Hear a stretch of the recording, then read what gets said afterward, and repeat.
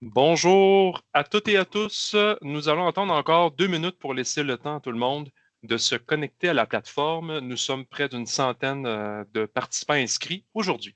À tout de suite.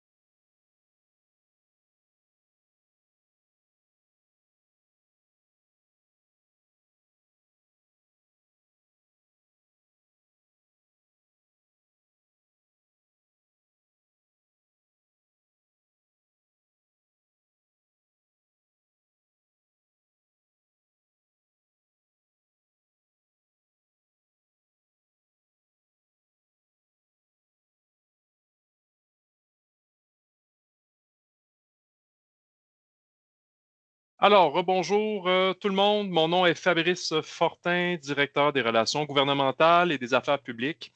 J'animerai la présente séance. Je vous souhaite la bienvenue au webinaire sur la modernisation de l'industrie de la construction pour tout savoir sur les nouvelles mesures applicables. La présentation d'aujourd'hui a pour objectif de faire un survol des nouvelles mesures applicables en vertu du texte du projet de loi 51 adopté par l'Assemblée nationale du Québec le 23 mai dernier. Donc, au cours de la prochaine heure, nous répondrons par exemple aux questions suivantes. Comment s'applique la nouvelle polyvalence prévoyant un partage de tâches entre les métiers? Quelles sont les mesures mises en place pour faciliter la mobilité de la main-d'œuvre? Y aura-t-il de la rétroactivité payable sur les salaires des travailleurs et travailleuses à l'échéance de la convention collective? Bref, vous trouverez des réponses à ces questions et plus encore. Aujourd'hui, Francis Montmigny, conseiller expert, recherche et analyse au service des relations de travail à la PCHQ, sera votre conférencier. Francis est un professionnel en relations de travail doté de 17 ans d'expérience pratique dans le conseil d'organisation de l'industrie de la construction, habile négociateur et gestionnaire de griefs, spécialiste de l'analyse, de l'interprétation et de la recherche jurisprudentielle. Francis a participé aux négociations des conventions collectives des 15 dernières années. Il est à la PCHQ depuis 2005. Donc, vous comprendrez que vous êtes entre bonnes mains. Je vous informe que le présent webinaire est enregistré et sera disponible sur notre chaîne YouTube. Vos caméras et micros ont été fermés par l'équipe technique. Enfin, je vous invite à ne pas hésiter à poser vos questions tout au long du webinaire directement dans le clavardage. Nous allons y répondre à la toute fin.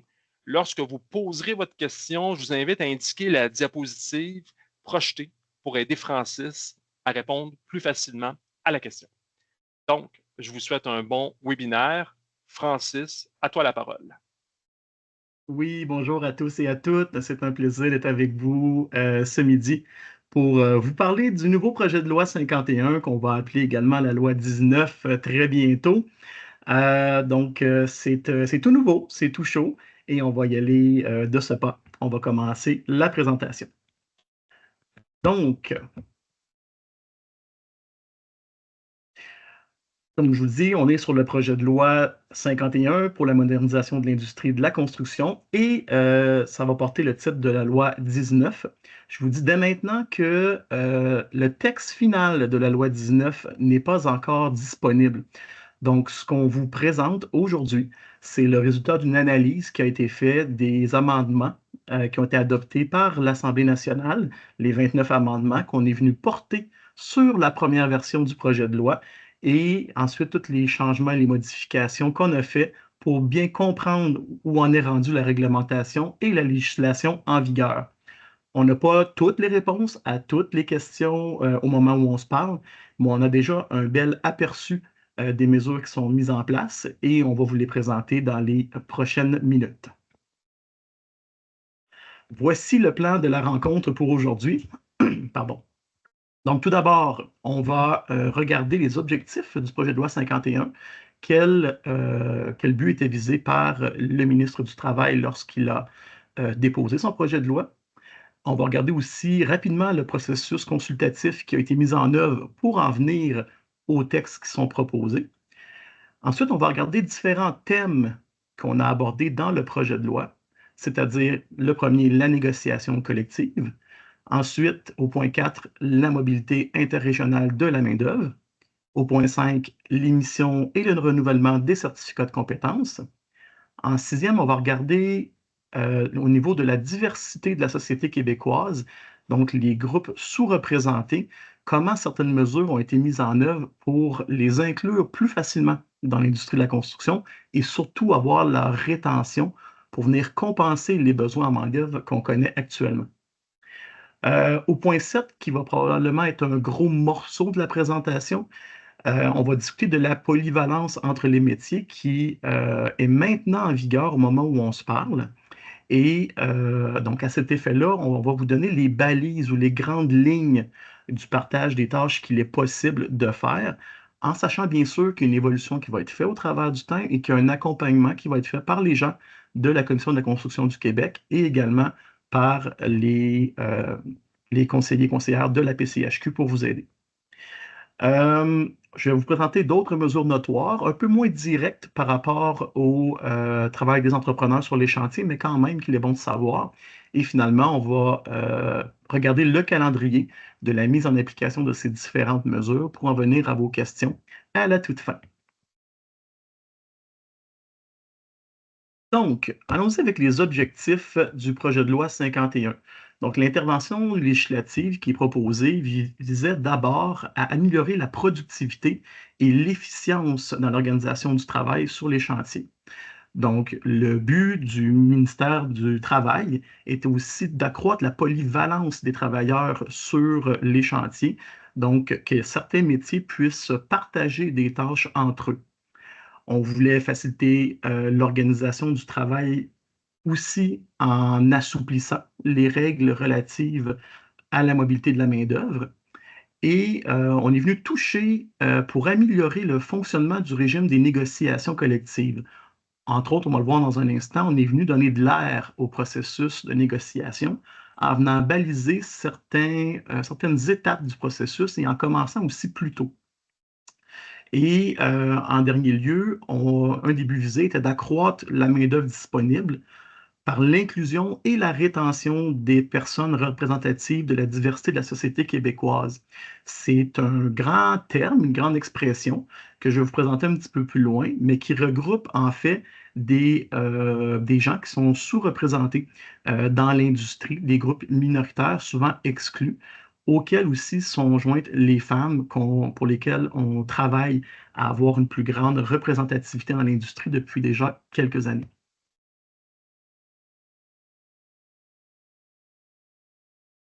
Donc, le premier thème, on va y aller avec le processus consultatif, pardon, et les termes qui ont été abordés durant ce processus.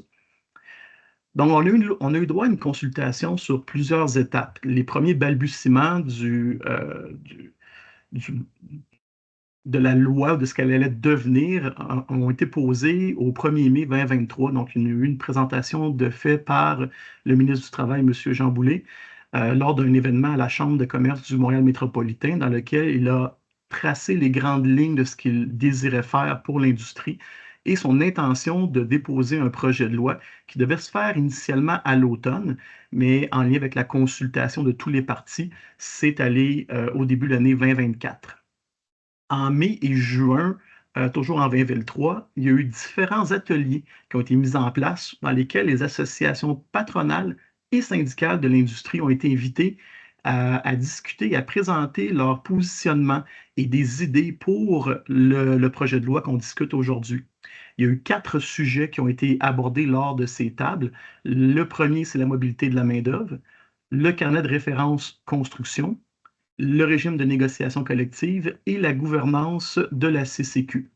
D'autres enjeux et d'autres thèmes ont été aussi discutés. D'ailleurs, il y a la polyvalence de la main-d'œuvre qui a suivi un autre chemin en parallèle. Entre avril et octobre 2023, les partis patronales et syndicales ont été appelés à discuter de polyvalence et de partage de tâches au sein de comités paritaires qui sont sous la gouvernance de la CCQ pour avancer les travaux et faire des suggestions au gouvernement à cet effet-là.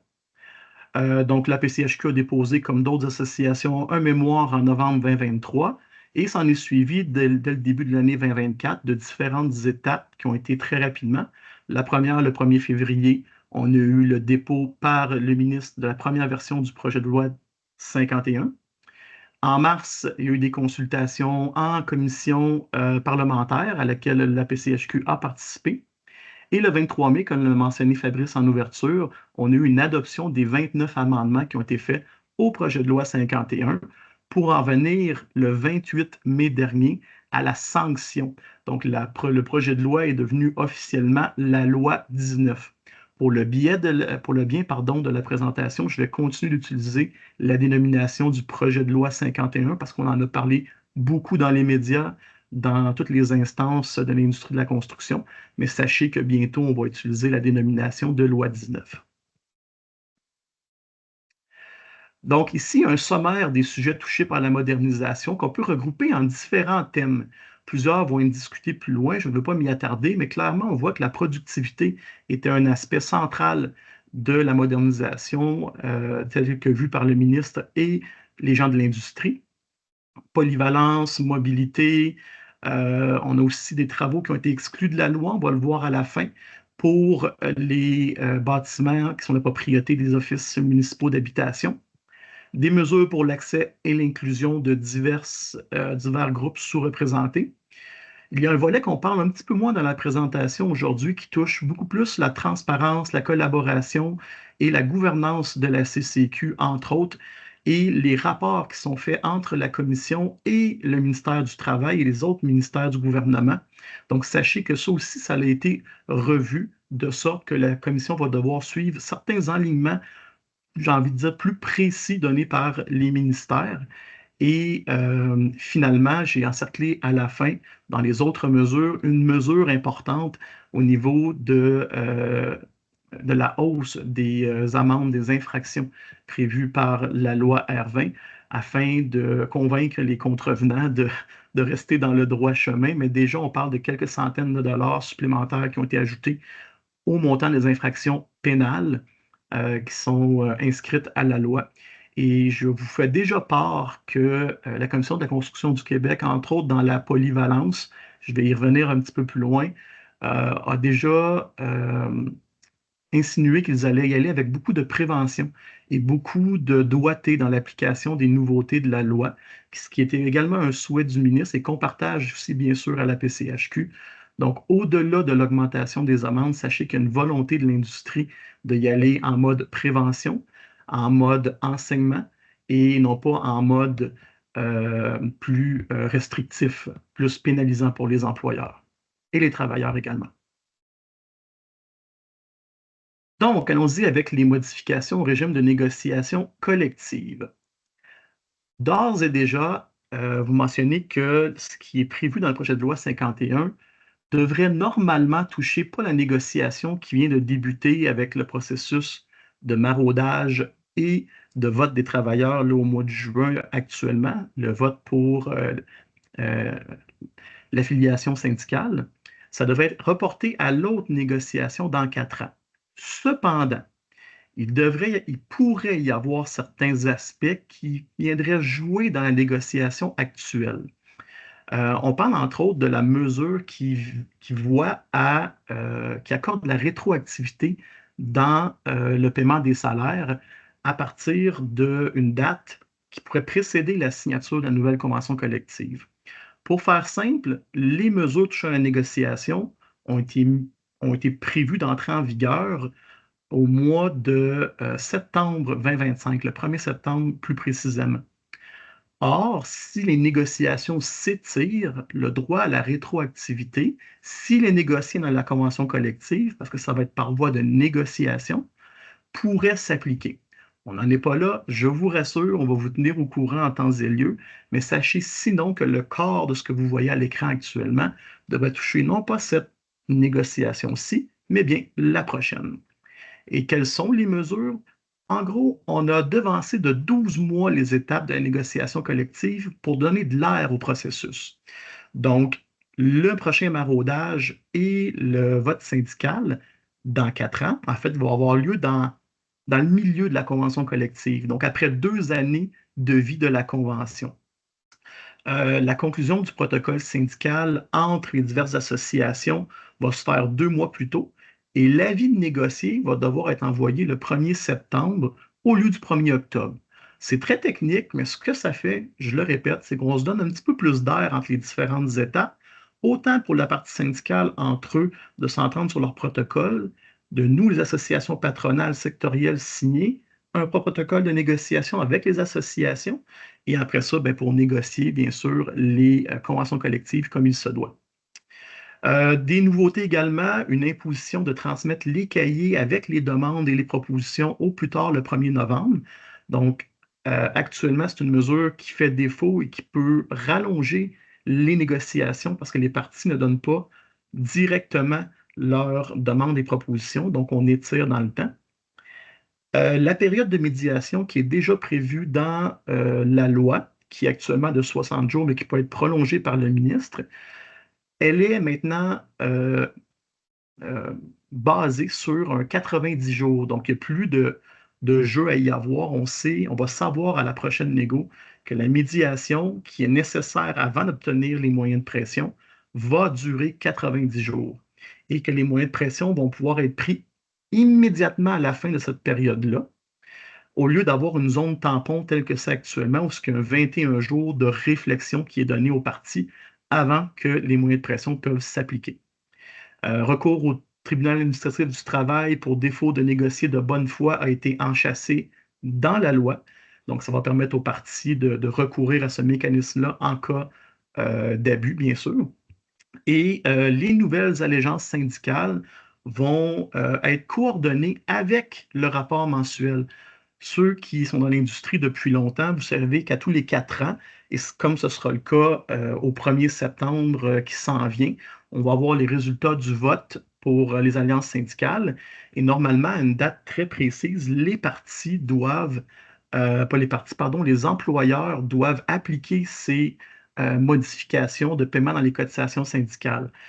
On va tout simplement donner à la commission le pouvoir réglementaire de venir dire, ben, on va mettre les allégeances syndicales coordonnées avec le début d'un rapport mensuel pour ne pas avoir un rapport mensuel dans lequel on va avoir des heures déclarées à un taux X de cotisation ou un taux Y. Donc, ça devrait faciliter la vie des employeurs quelque peu. Donc, j'en ai parlé au début, la rétroactivité salariale va être permise à compter de la prochaine négociation.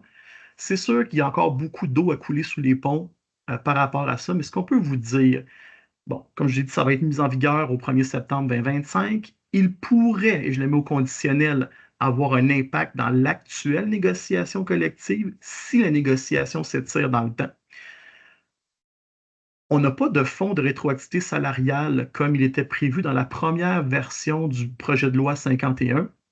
Les partis, tant patronales que syndicales, ont fait comprendre au ministère du Travail qu'il était préférable de ne pas avoir un fonds à cotisation obligatoire des employeurs, que le processus de gestion d'un tel fonds aurait été très complexe et on a eu une belle écoute par rapport à ça. Et le ministère du Travail est revenu en gardant son idée de permettre la rétroactivité salariale, mais celle-ci va devoir être négociée dans chacune des conventions collectives. Donc, on le mentionne sur la diapositive devant vous. Elle est potentielle, cette rétroactivité. Elle va être soumise au jeu de la négociation dans chacun des secteurs et elle pourrait varier en temps également dans chacune des conventions collectives. Donc, c'est ce que je peux vous dire pour le moment. en gardant bien en tête que de suivre l'évolution de l'actuelle négociation à venir pour voir si une rétroactivité pourrait s'appliquer si elle s'étire dans le temps, mais ce ne sera pas avant 2025 qu'on pourra voir cet aspect-là. Sinon, ce qui est quand même prévu, et je le répète pour les fins de la présentation, ce qui est prévu par le ministère du Travail, c'est que toutes les modifications qui touchent la négociation collective devrait s'appliquer dans 4 ans. Donc, ça nous laisserait du temps pour digérer tout ça. Allons maintenant un peu discuter de la mobilité interrégionale de la main-d'œuvre, qu'on appelle aussi la mobilité provinciale, où les plus anciens ont souvent entendu les mentions de travailleurs préférentiels chez un employeur. On appelle ça même les 12-12 dans le temps. Donc, les personnes qui pouvaient se promener dans toutes les régions. Les règles ont changé, c'est un petit peu plus facilité. Oh, je m'excuse, on est parti de l'avant. Voilà. Donc, on a des limitations réduites en matière de déplacement des travailleurs. Ce qu'on veut dire par là, c'est qu'il existait déjà des règles dans le règlement sur l'embauche et la mobilité qui venaient dire essentiellement que lorsqu'un salarié a 1500 heures de fait pour le compte d'un employeur, grosso modo au cours des 2 dernières années qui précèdent le renouvellement de son certificat de compétence, l'employeur est libre de l'assigner à des travaux à l'extérieur de la région de placement, de la région CCQ de cette personne, de cet employé-là. Or, ce seuil-là est abaissé maintenant. C'est 750 heures de travail déclaré à la commission qui permet aux travailleurs d'acquérir son statut de préférentiel pour l'employeur. Et déjà, les femmes dans l'industrie avaient une mobilité de la main-d'œuvre préférentielle qu'elles obtenaient, pardon, après 400 heures travaillées. C'était 500 heures, mes excuses. Et ce seuil-là est aussi baissé à 400 heures maintenant. Et c'est la même chose pour les personnes représentatives de la diversité de la société québécoise. Donc, je vais vous donner la définition exacte un petit peu plus loin. On parle entre autres des communautés autochtones, on parle aussi des personnes handicapées, des immigrants, des travailleurs de différentes ethnies. Donc, ces gens-là ont un statut préférentiel qu'ils peuvent obtenir après 400 heures travaillées et non pas le nouveau 750 heures, comme je le mentionne précédemment. Autre grande nouveauté, le premier point dans la diapositive, c'est que le titulaire de certificat de compétences compagnon ou occupation a la possibilité d'avoir une mobilité provinciale à vie, hein, on peut dire ça, une fois qu'il va avoir 15 000 heures de rapportées à la CCQ en son nom. Donc, cette mobilité-là va être multi-employeur. La personne va pouvoir, peu importe l'entreprise pour laquelle elle travaille, va pouvoir se déplacer dans toutes les régions du Québec et être assignée à différents chantiers. Mais à noter, on parle des titulaires d'un certificat de compétences compagnon ou occupation et les apprentis ne sont pas soumis, bien sûr, à cette mesure. Allons faire un petit tour maintenant du côté de l'émission et du renouvellement des certificats de compétences. Plusieurs points ont été traités dans le projet de loi 51. J'ai envie de vous mentionner que les titres occupationnels sont parmi les grands gagnants du projet de loi. Ils ont obtenu certains assouplissements pour avoir un certificat de compétence occupation et également les titulaires de ce certificat-là vont pouvoir participer à certains travaux de plus et je vais y venir dans quelques instants. Donc, il est maintenant possible d'obtenir un certificat de compétence occupation sans passer par les bassins de main-d'œuvre, donc sans qu'il y ait une pénurie et une ouverture du bassin. Pour faire un parallèle et que les gens se retrouvent, depuis 2021, les gens qui voulaient rentrer dans un métier, obtenir une carte d'apprenti d'un métier, lorsqu'ils justifiaient 35 de l'apprentissage du métier, donc en heures travaillées, exemple sur des chantiers hors CCQ, on pouvait reconnaître ces heures-là, la commission le reconnaissait, et il rentrait dans l'industrie sans passer par l'ouverture de bassin. Le projet de loi est venu recréer cette voie-là, mais de façon un petit peu différente pour les occupations. Ce qu'on dit, c'est qu'un certificat de compétence occupation peut être émis à une personne qui détient 750 heures ou plus d'expérience de travail acquise et reconnue sur des chantiers qui ne sont pas assujettis à la loi R20, sur des chantiers hors CCQ. C'est une mesure qui est très intéressante et qui n'existait pas. Et encore plus intéressant, les femmes et les personnes représentatives de la diversité de la société québécoise n'ont pas à détenir une garantie d'emploi de 3 mois d'un employeur enregistré à la CCQ lorsqu'ils font cette demande-là de certificat en présentant une expérience acquise de 750 heures. Le certificat va porter une validité de 2 ans et il va être renouvelé si 150 heures sont rapportées au cours de la période de 2 ans. Et c'est également le cas actuellement pour la main-d'œuvre féminine qui obtient un certificat d'apprenti en présentant une demande. Le certificat est valide pour une durée de 2 années également. Donc, on continue avec les apprentis. L'expérience des apprentis est maintenant aussi reconnue. En fait, elle l'était déjà, mais on lui ajoute un morceau. Donc, le projet de loi va facilite la reconnaissance de l'expérience et de la formation pour l'obtention ou le renouvellement d'un certificat d'apprenti. Les employeurs qui ont des travailleurs, des travailleuses qui sont passés par les bassins de main-d'œuvre, sont entrés par pénurie, sont très au courant, entre autres, de l'obligation de formation qu'ils doivent suivre annuellement. On va y venir dans quelques instants. Mais une des choses qui est très intéressante, c'est que les heures de formation en lien avec la pratique d'un métier peuvent être comptabilisées dans l'expérience pour atteindre le 35 d'apprentissage dont je vous ai parlé il y a quelques instants, qui est nécessaire pour obtenir un certificat de compétence apprenti sans passer par les bassins de main-d'œuvre. Donc, je le répète, une personne en ce moment qui désire rentrer dans l'industrie, qui a une expérience de travail hors CCQ, peut la faire reconnaître si elle a 35 de l'apprentissage de son métier. Par exemple, un charpentier menuisier, c'est 2100 heures. Eh bien, elle prouve ce 2100 heures-là et elle intègre l'industrie. La nouveauté, c'est que les formations que la personne pourrait avoir suivies, exemple en faisant la fabrication de murs en atelier dans une entreprise de fabrication, pour avoir suivi des formations ou des perfectionnements donnés par son employeur, ben, si elle prouve ces perfectionnements-là et qu'ils sont relatifs au métier, qui sont acceptés par la commission, on va prendre les heures de formation et les transformer en heures d'expérience de travail.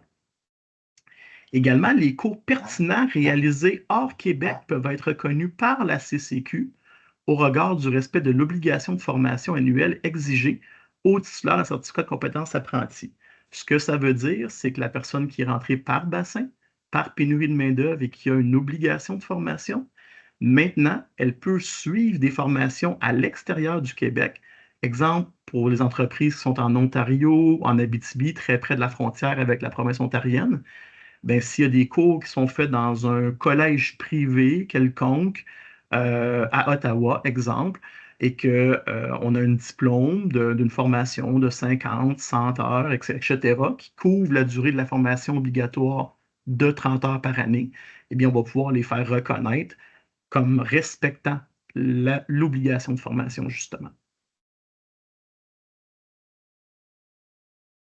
Une petite note sur justement le volet de la main-d'œuvre représentative de la diversité de la société québécoise. Donc, le projet de loi 51 se veut très inclusif, en ce sens qu'il cherche à amener dans l'industrie des personnes qu'on ne rencontre pas beaucoup sur les chantiers, pas assez en fait. Oui, il y a les femmes, bien sûr. Donc, il y a un programme qui a été mis en place par la Commission de la construction et des mesures il y a déjà plusieurs années pour faciliter l'accès et la rétention des femmes. Beaucoup de travail reste à faire pour que le milieu soit inclusif. Eh bien, le projet de loi vient appliquer certaines mesures à d'autres personnes sous-représentées. Donc, quelles personnes sont touchées par les mesures? Oui, les femmes, mais aussi les personnes qui représentent la diversité de la société québécoise. Et quelles sont ces personnes? Les Autochtones, les personnes immigrantes, les minorités visibles, les minorités ethniques et les personnes handicapées. Donc, ces gens-là ont des mesures particulières. Quelles sont-elles? On en a présenté quelques-unes depuis le début de la présentation pour le certificat de compétence, entre autres, mais il y en a d'autres. D'abord, la diplomation hors Québec va être reconnue sous réserve d'une adaptation réglementaire pertinente. Ce qu'il faut savoir, c'est qu'actuellement, les règlements ils vont être modifiés, mais il y a d'autres modifications réglementaires à venir dans le futur pour venir encadrer ce qui ne peut pas être fait immédiatement, soit à cause de contraintes informatiques ou administratives de la commission ou différentes contraintes de l'industrie, et ça va être reprécisé un petit peu plus tard. Mais déjà, l'intention est claire, elle est écrite dans le projet de loi, que quelqu'un qui a acquis un diplôme, exemple en France ou au Maroc, dans un métier de carreleur, par exemple, via un centre de formation reconnu dans ce pays, va pouvoir amener son diplôme et le faire reconnaître au Québec comme un diplômé qui donnerait accès à l'industrie. D'autres mesures, la personne diplômée justement, qui est des groupes que je vous ai parlé, peut intégrer l'industrie de la construction en présentant son seul diplôme, un DEP, pour un métier reconnu, mais cette personne-là n'a pas besoin d'une garantie de 150 heures sur 3 mois, tel que c'est le cas actuellement pour les diplômés des programmes des DEP du Québec. Donc, elles vont faire leur demande et elles auront 2 ans pour effectuer le 150 heures de travail. Euh, et le 150 heures peut également être fait pour plusieurs employeurs. Donc, c'est comme si on permettait que si la garantie, ou en fait, ne n'apporte pas le nom de garantie, mais si les 150 heures ne peuvent pas être réalisées chez un employeur, mais qu'ils soient faits chez un deuxième ou un troisième pour la compléter. Et la personne non diplômée, qui est toujours fait partie du groupe, des groupes qu'on présente dans cette diapositive, peut intégrer l'industrie de la construction lorsqu'un employeur lui garantit 150 heures de travail sur 3 mois et que l'état du bassin est à 30% et moins de disponibilité. La mesure existe déjà pour les travailleuses qui intègrent l'industrie. Donc, elles n'ont pas besoin d'avoir un bassin à 5% et moins ouvert, donc une ouverture de bassin. Si le bassin est à moins de 30% dans la région de domicile de la travailleuse, eh bien, on peut faire une demande d'entrée par pénurie. Et maintenant, cette mesure-là est extensionnée pour inclure le plus de gens possible, le plus de personnes sous-représentées, des groupes minoritaires dans l'industrie de la construction. Allons-y avec ce qui est probablement le cœur de la présentation aujourd'hui, qui est la polyvalence entre les métiers et le partage des tâches. Donc, une demande des employeurs depuis très longtemps est que les métiers puissent mieux se combiner entre eux, que certaines tâches puissent être accomplies par le titulaire d'un certificat de compétence X, mais que ce soit une tâche d'un métier Y ou d'un métier autre. Eh bien, le projet de loi répond aux besoins et autorise une polyvalence dans l'exécution de certaines tâches entre les métiers, mais avec des balises strictes. Donc, ce n'est pas un bar ouvert, ce n'est pas un appel à faire comme les entrepreneurs font, entre autres dans la rénovation de maisons unifamiliales habitées qui n'est pas assujettie à la loi R20. On va voir qu'il y a des critères à respecter, que les définitions de ces critères-là vont évoluer avec le temps, mais aussi que la Commission de la construction va être partie prenante de l'évolution de ça dans le temps, en accompagnant les travailleurs sur les chantiers et les employeurs, bien sûr, également, pour faire en sorte que tout ça puisse se vivre d'une façon le plus sereine et paisible possible. Donc, la mise en œuvre de la polyvalence sur les chantiers, les critères, vous les avez devant les yeux, puis on va y revenir à la prochaine acétate de façon un peu plus précise, prochaine diapositive, pardon. Donc, d'abord, on dit qu'une personne détentrice d'un certificat de compétence compagnon peut exercer des tâches qui ne sont pas comprises dans la définition de son métier. Déjà là, on retrouve notre premier critère, c'est-à-dire que c'est seulement le titulaire d'un certificat de compétence compagnon qui peut mettre en œuvre des tâches en vertu de la polyvalence, des tâches autres que celles de son métier. Ces tâches-là doivent suivre un cadre qui est précis, qui répond à 3 critères. Et ils sont obligatoires, les 3 critères. Si un des critères ne peut pas être répondu, on ne peut pas appliquer la polyvalence dans les travaux. Donc, si les tâches sont en lien avec les tâches prévues à la définition de son métier, on va le voir tout de suite après. Ce qu'on parle ici, c'est qu'il faut qu'il y ait un certain lien usuel entre les tâches des métiers en cause. Donc, on ne prend pas des choses complètement séparées dans le temps ou complètement divergentes l'une de l'autre. Donc, les tâches prévues, il faut qu'elles soient connexes un peu avec celles du métier. Ensuite, on vient comme un peu rétrécir les taux en disant il faut que ces tâches-là s'inscrivent dans une même séquence de travail et permettent l'avancement des travaux, incluant la préparation ou la finition. Encore là, ce qu'on vient de dire, c'est que les tâches vont devoir se suivre dans le temps, dépendre l'une de l'autre, un groupe de tâches qui sont regroupées. Et bien sûr, ça inclut les travaux de préparation, par exemple la préparation de surface, les travaux qui permettent d'avancer le travail de la personne, le travail principal de la personne qui les exécute, ou qui permettent de le terminer. Je vais en venir avec quelques exemples succincts à la prochaine diapositive. Et finalement, ces travaux-là, faits par la polyvalence, qui appartiennent à un autre métier, vont devoir être de courte durée dans une journée de travail. Donc ça, c'est quelque chose qu'il faut se souvenir immédiatement, c'est que la polyvalence s'inscrit dans une journée de travail. Donc, on le regarde sous la loupe du quotidien d'une journée et le courte durée veut dire que ce qui est fait en polyvalence, en tâches autres que celles du métier de la personne qui est titulaire d'un certificat de compétence, va devoir être minoritaire dans sa journée. Donc, il va falloir que la personne qui a un certificat de compétence, exemple en charpenterie-menuiserie, elle fasse majoritairement de la charpenterie de menuiserie dans sa journée et que ce soit de courte durée lorsqu'il fait des tâches autres et qu'elle s'inscrive dans une même séquence que son travail principal. Encore une fois, j'y reviens dans quelques instants. Notez les autres critères sur cette page qui sont très, très importants. Dans tous les cas, la polyvalence ne peut s'appliquer aux personnes qui détiennent un certificat d'apprenti ou d'occupation, aux tâches des métiers suivants: électricien, tuyauteur, mécanicien, mécanicienne en protection d'incendie, frigoriste et mécanicien, mécanicienne d'ascenseur. Donc, ces métiers-là sont exclus de la polyvalence à cause des risques à la sécurité qu'ils engendrent, que la pratique du métier engendre. Et certains métiers ont des lois autres qui les régissent. Entre autres, les tuyauteurs, par exemple, c'est la loi sur les maîtres mécaniciens tuyauteurs qui fait en sorte que ce sont des actes exclusifs consacrés à ces gens qui possèdent les certificats de compétences dans le métier de tuyauteur.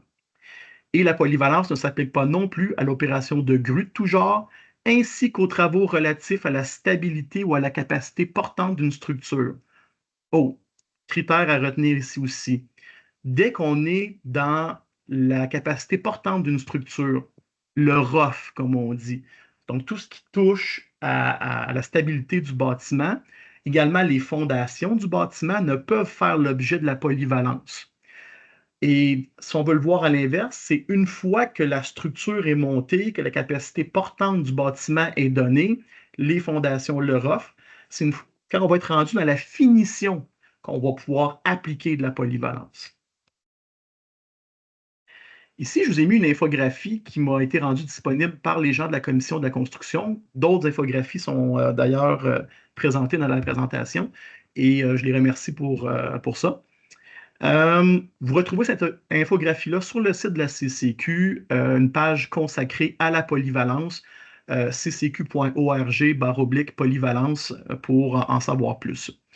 Donc, sachez que ce que je vous mets ici, les définitions et les exemples, sont des concepts qui vont se définir puis qui vont évoluer au fil du temps et de la jurisprudence qui va être produite par les tribunaux administratifs.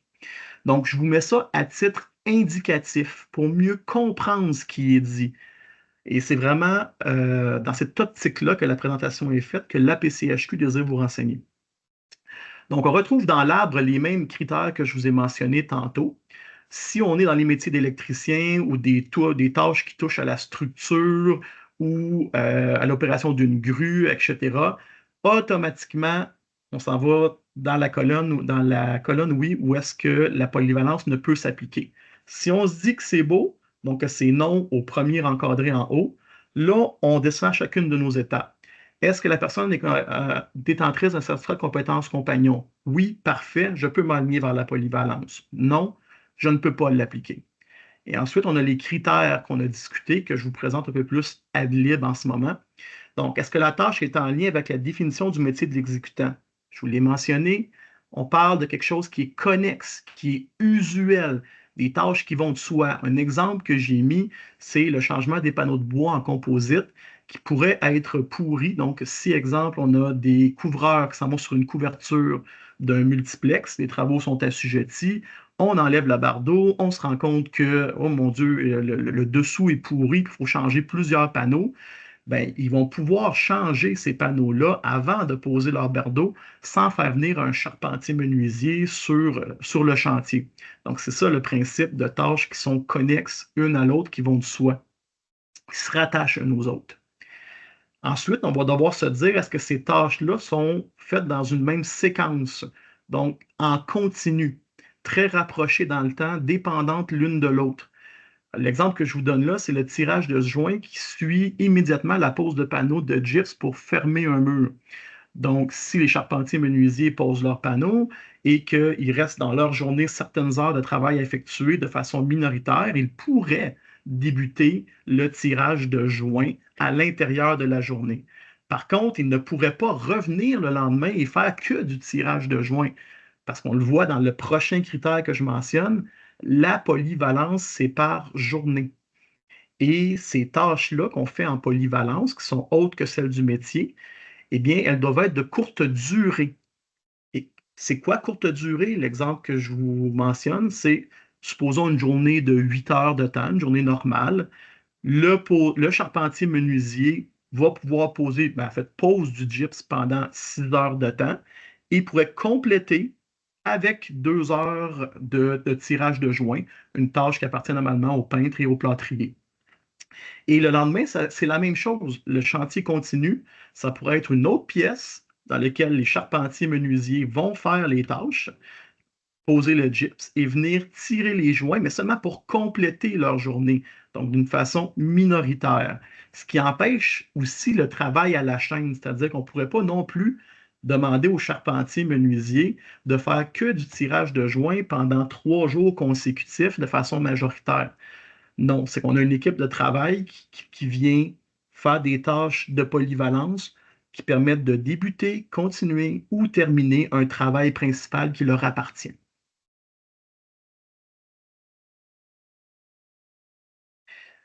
Le principe de la polyvalence, donc l'inspection de la CCQ sur les chantiers va se faire d'une façon à sensibiliser les employeurs et les travailleurs et non pas dans un but répressif.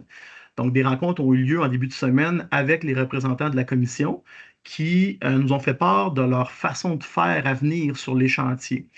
Et il est clair que la mission de conformité reste la même, mais que l'approche avec les employeurs va être différente en matière de polyvalence et selon ce qui est constaté sur le chantier. Donc, d'abord, on va être dans une approche très de sensibilisation et de responsabilisation et d'éducation. Donc, l'idée, c'est d'accentuer la présence par les inspecteurs sur les différents chantiers, de venir renforcer les bons comportements, de dire aux employeurs et aux travailleurs, oui, ça, c'est de la polyvalence, bravo, vous êtes à la bonne place. Et également aussi présenter la polyvalence aux clientèles qui sont sous-représentées. Donc, l'industrie est appelée à avoir beaucoup plus de travailleurs étrangers sur les chantiers qui connaissent moins nos lois, nos règlements et les inspecteurs, les gens, l'industrie au complet doit s'adapter et renseigner ces gens-là. Ensuite, le volet vérification de la conformité va demeurer, donc toujours en favorisant une stratégie préventive. La Commission de la construction prévoit utiliser le système de biais de courtoisie dans sa stratégie. Donc, se présenter sur un chantier, on arrive, whoop, la polyvalence n'est pas tout à fait ce qu'elle devrait être en fonction des critères qu'on a vus. On va donner un biais de courtoisie à l'entrepreneur, lui dire, écoute, voici ce qui n'a pas fonctionné, puis on va faire un suivi avec toi puis voici ce que tu dois corriger, et non pas l'infraction pénale immédiatement. Donc, il y a un certain accompagnement qui va être fait là, au fil du temps, puis qui va évoluer dans le temps aussi. Et on va prévoir aussi certains blitz du côté de la commission de la construction pour spécifiquement aller évaluer pardon, le fonctionnement de la polyvalence sur les chantiers, puis voir qu'est-ce qui cloche, qu'est-ce qui est à améliorer, comment que les méthodes peuvent s'améliorer dans le temps. Et il y aura toujours le volet régularisation et maintien de la conformité. Donc, une fois que le travail de la commission de l'inspection n'aura pas changé fondamentalement, c'est-à-dire que les employeurs en situation d'irrégularité vont être pris par la main pour qu'ils se régularisent. Oui, si jamais il n'y a pas de volonté, tout ça, la loi possède tous les moyens pour ramener ces gens-là dans le droit chemin, si je peux m'exprimer ainsi, mais aussi suivre les comportements des plus récalcitrants qui essaieraient de se servir de la polyvalence à mauvais escient pour contourner le but réel de la polyvalence, comme on l'a vu dans les diapositives précédentes, qui est vraiment de venir donner une plus-value dans l'efficience de l'organisation du travail et non pas de faire par n'importe qui, n'importe quoi avec un bord ouvert.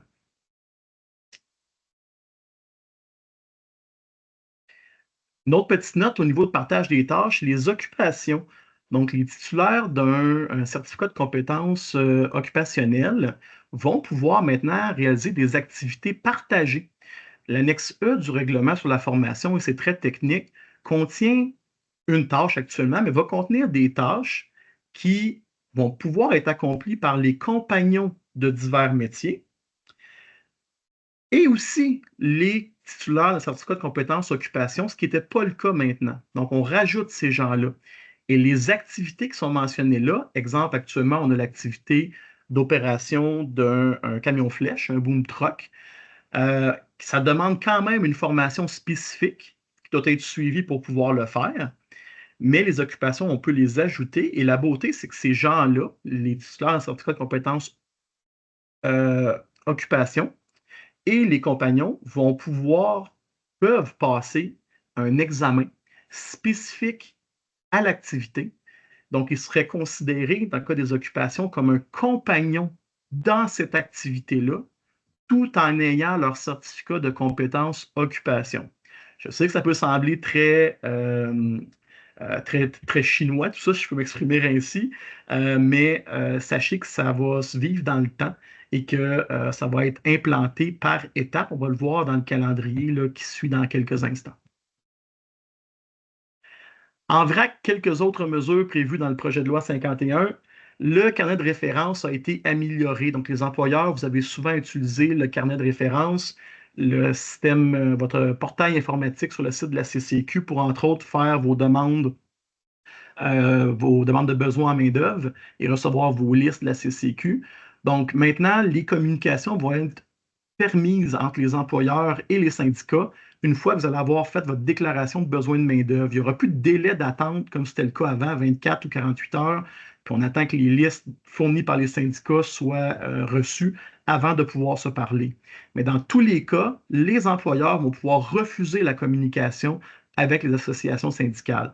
Donc, si vous, comme employeur, vous faites votre demande de besoin de main-d'œuvre, vous avez les listes de la CCQ et ça vous suffit, puis vous ne voulez pas de références syndicales, vous ne voulez pas discuter des références syndicales, je devrais dire, ben, ça va être possible tout simplement de refuser la communication, qui est une communication, de ce qu'on comprend, qui devrait être un peu par chat, par commentaire ou courriel. Certaines nations et communautés autochtones vont pouvoir référer de la main-d'œuvre. Donc, entre autres, la nation Cri à la baie James va pouvoir référer sa propre main-d'œuvre de leur communauté, un peu comme les associations syndicales via le système pour les travaux sur leur territoire. Les femmes et les personnes représentatives de la diversité de la société québécoise vont toujours être référées prioritairement, donc ils vont apparaître au début des listes données par la Commission de la construction. Le référencement des travailleurs déjà à l'emploi va être aboli. Donc, ce n'était pas rare actuellement que quand vous demandiez des listes de personnes disponibles, il y avait des gens qui étaient déjà à l'emploi qui étaient indiqués, puis ça devenait une forme presque de maraudage d'employés ou d'employés qui se magasinent des employeurs. Donc, on a fait part de ça au ministère lors des représentations. Et donc, ce procédé-là va être aboli. Une personne qui va être référée va obligatoirement devoir être à la recherche d'un emploi pour être disponible. Et le profil professionnel des travailleurs et travailleuses va être disponible aux employeurs sur le site de la CCQ via leur page quand ils font une demande, une déclaration de besoin de main-d'œuvre. Et on va retrouver là-dessus des informations comme les formations suivies par le travailleur. Est-ce qu'il a un DEP ou pas? Est-ce qu'il a fait des formations, des perfectionnements dans un domaine X ou Y? Exemple, est-ce que mon titulaire de certificat de compétence occupation a déjà fait un perfectionnement en uréthane pour poser de l'isolation à l'uréthane giclée? Donc, c'est des informations qui vont pouvoir être disponibles et qui vont être placées à la disponibilité des employeurs automatiquement. L'autre mesure à prendre en note que j'ai ressortie pour vous, c'est celle qui concerne les offices municipaux d'habitation. Donc, par décision du gouvernement, dans le projet de loi, on vient indiquer que la loi R20 va être modifiée pour que les travaux de rénovation, d'entretien, de modification et de réparation qui sont réalisés par le personnel permanent des offices municipaux d'habitation soient exclus de la portée de la loi. Ce qui veut dire que s'il y a un sous-contrat qui est donné à une entreprise qui va faire les travaux et qui est mandaté par un OMH, les travaux vont demeurer assujettis. Ce qu'on a fait, c'est qu'on a extensionné une exception de l'article 19 de la loi qui existait déjà, qui était applicable au personnel permanent des hôpitaux et des écoles, des commissions scolaires, etc. On est venu comme ajouter le personnel permanent, le salarié permanent des offices municipaux d'habitation à cette exception-là pour que les travaux soient retirés de la portée de la loi. On y va avec le calendrier. Donc, je vous ai mis ici le calendrier des différentes mesures que j'ai discutées avec vous. Il y en a même plus que celles que je vous ai présentées. Il y en a beaucoup. Il y en a qui touchent beaucoup plus les associations ou le fonctionnement interne de la CCQ et les interactions entre toutes les diverses entités de l'industrie. Mais notez que dès maintenant, depuis le 28 mai, la sanction de la loi 19 permet l'application de mesures qui sont en vigueur. La polyvalence, c'est en vigueur au moment où je vous parle. Les activités partagées via l'annexe E, dans la mesure qui vont être ajoutées au règlement, ça va être en vigueur également. Même chose pour les offices municipaux d'habitation. Donc, vous avez la liste de tout ce qui est déjà applicable, qui est déjà dans l'industrie. Le prochain grand morceau à venir va être le 30 novembre, où est-ce que là, on va avoir des mesures pour les certificats de compétences qui vont être appliqués. Donc, le profil professionnel dans le système de la CCQ pour les demandes de main-d'œuvre. Tout ce qui touche la mobilité interrégionale, le statut préférentiel des travailleurs, comme on a parlé, si la personne a 750 heures de fait, ben, elle peut avoir une mobilité provinciale. Donc, tout ça va être ajouté et également mentionner qu'au niveau de la mobilité interrégionale, il n'y aura plus non plus de dispositions dans les conventions collectives qui vont pouvoir venir limiter ou accentuer les règles de mobilité régionale prévues par les règlements. Donc, ça, c'est à noter. Dans le secteur résidentiel, on n'en avait pas. Donc, c'était déjà le règlement qu'on suivait. Mais tout ça là, va être validé un petit peu plus tard. Donc, vous avez les autres mesures, je n'en ferai pas la lecture, mais vous avez les autres mesures et les dates. Et ce calendrier-là est disponible sur le site de la Commission de la construction du Québec en ce moment. D'ailleurs, je vous ai mis le lien vers la page dédiée de la Commission de la construction. Pourquoi? Très simple. Les dates que je vous présente ici pourraient changer quelque peu. Donc, à ce moment-là, ça va être mentionné sur le site de la commission à l'adresse que vous voyez.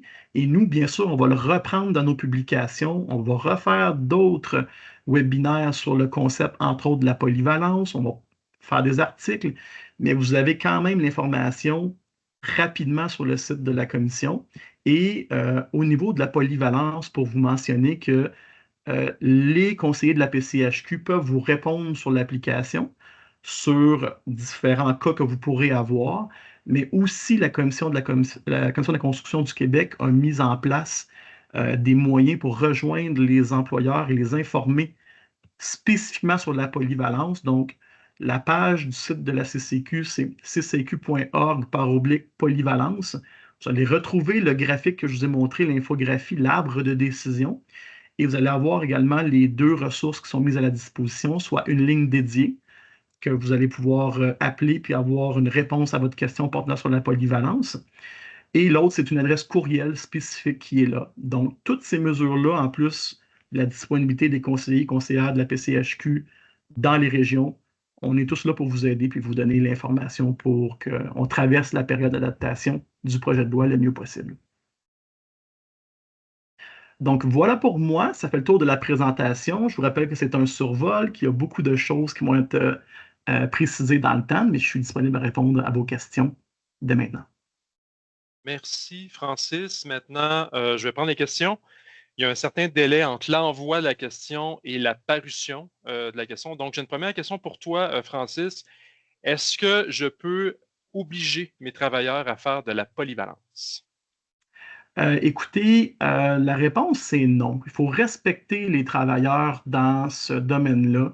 Et il y a une réponse qui est très simple, c'est-à-dire que les employeurs n'ont rien à gagner à faire exécuter des travaux par des salariés détenteurs d'un certificat X et qui, si on leur fait une tâche Y, mais qui ne sont pas formés, qui n'ont pas les compétences pour le faire, l'employeur demeure responsable des travaux exécutés. Donc, l'idée de la polyvalence, ce n'est pas de forcer quiconque à faire quoi que ce soit, mais bien de permettre un avancement plus facilité des travaux dans le temps, d'aller un peu plus vite dans la limite des compétences des travailleurs. Donc, c'est vraiment important de comprendre que la polyvalence n'est pas un bord ouvert et qu'il faut respecter les compétences naturelles des travailleurs dans ce processus-là. Parfait. Merci, Francis. Deuxième question. Quand allons-nous savoir qu'il y a de la rétroactivité, oui, dans la négociation? C'est une excellente question. Je l'ai mentionné un petit peu plus tôt. La rétroactivité, théoriquement, elle ne devrait pas toucher la négociation collective actuelle. Ça devrait être plutôt dans 4 ans. Par contre, en vertu de la date de mise en application des mesures, qui est le 1er septembre 2025, si la négociation qu'on va faire maintenant s'étire dans le temps, il se pourrait que le volet de rétroactivité entre en vigueur durant la négociation actuelle. Je n'ai pas de boule de cristal, je ne peux pas vous dire que ça va être le cas ou non, mais ça sera important pour les entrepreneurs de surveiller les communications des différentes associations patronales, puisque chacune négocie leur propre convention, et de voir où est-ce qu'on en est avec ça, et voir s'il y a un règlement, une signature qui est fait avant. Et il faut aussi que cette rétroactivité-là soit négociée par les parties. Donc, il faut qu'il y ait le jeu de la négociation soit est court et qu'on détermine ou non s'il va y avoir une rétroactivité dans chacun des secteurs et si oui, dans quelle mesure, avec quelle longueur, quelle rétroactivité on va avoir dans le temps. Troisième question. Pourriez-vous donner un exemple dans lequel une personne handicapée peut participer à un projet de construction et ou de rénovation? Oui, effectivement. Donc, il y a des entreprises de construction qui ont déjà commencé à embaucher des entreprises avec des entreprises, pardon, des travailleurs, des personnes avec des déficiences légères, comme on le voit dans d'autres secteurs de l'industrie. Donc, il y a de l'industrie même à l'extérieur de l'industrie. Donc, pour des travaux, exemple, de peinture, des choses comme ça, on a une main-d'œuvre qui est disponible, qui, oui, des fois peut avoir un handicap mental ou un léger handicap physique, mais qui ne les empêche pas de pouvoir travailler dans l'industrie. C'est sûr que quelqu'un qui est en chaise roulante sur un chantier, ça va de soi que c'est beaucoup plus difficile. Mais il y a une catégorie de travailleurs et de travailleuses qui sont disponibles, qui peuvent faire avancer les chantiers de construction. Et il faut ouvrir la porte à ces gens-là et ouvrir les œillères et se dire qu'on a des compétences qui peuvent être apprises. Oui, le rythme de travail ne sera peut-être pas le même, mais il y a une grande valeur ajoutée à aller chercher et à inclure ces gens-là. Et souvent, ça fait des dynamiques dans les entreprises qui sont gagnantes parce qu'il se passe beaucoup de choses à l'interne dans les équipes de travailleurs à ce niveau-là. Les études l'ont prouvé là, que c'est très positif d'inclure des gens venant de communautés autres ou des travailleurs étrangers. Dans la mesure où on les accueille, ça fait agrandir les chaînes de pensée, ça fait voir les choses avec de nouveaux horizons et ça peut permettre à l'entreprise d'augmenter pas son rendement, mais d'être capable de voir les choses autrement et d'être plus efficace dans l'accomplissement de leurs travaux. Parfait. Donc, je n'ai pas d'autres questions. Merci à nouveau, Francis. Merci à tous les participants. Si vous avez des questions ou commentaires, n'hésitez pas à nous contacter, à nous écrire. Nous allons vous transmettre aujourd'hui là, ou demain maximum la présentation ainsi que la captation du webinaire. Sur ça, je vous souhaite une bonne journée et à la prochaine. Au revoir.